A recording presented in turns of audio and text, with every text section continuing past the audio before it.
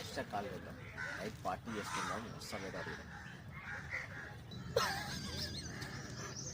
ఏంది phone? Hello hello, Harsha ఎక్కడ్రా?